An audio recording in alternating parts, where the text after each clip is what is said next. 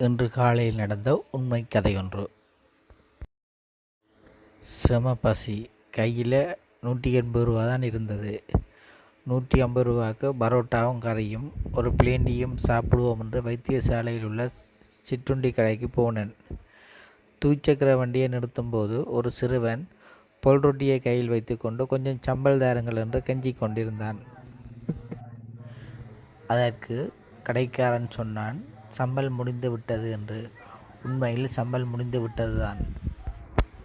என்னை பார்த்தும் அந்த சிறுவன் கொஞ்சம் சம்பல் வாங்கி தாருங்கள் என்று கெஞ்சினான். நான் உள்ளே சென்று கேட்டபோது உண்மையில் சம்பல் முடிந்து விட்டதாக கூறினார்கள். அவனை பார்த்தால் ரொம்ப பரிதாபமாக இருந்தது. எனக்கு சரியான பசி, அதே போலதானே அவனுக்கும் பசியாக இருக்கும் என்று மனதில் நினைத்து கொண்டு 150 ரூபாய்க்கு பரோட்டாவும் கறியும் தாருங்கள் சாப்பிட என்று சொன்னதும் அவர்கள் எனக்கு தந்தார்கள். அதை அந்த சிறுவனிடம் கொடுத்துவிட்டு நான் எனக்கும் ஒரு சாப்பாடும் பிளேண்டியும் 150 ரூபாய்க்கு வாங்கினேன்.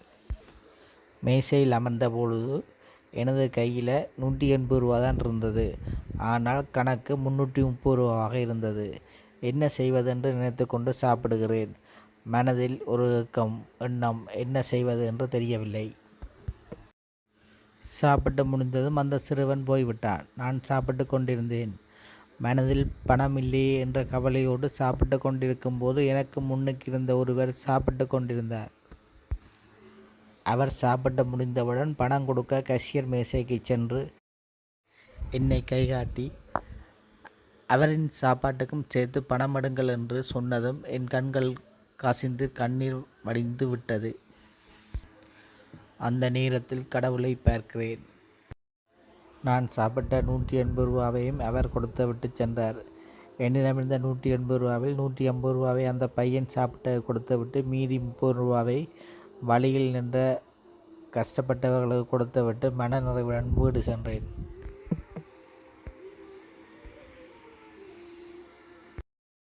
நல்லது செய்தால் நல்லதே திரும்பி வரும் என்றதற்கு இதைவிட சிறந்த எடுத்துக்காட்டு எதுவும் இல்லை.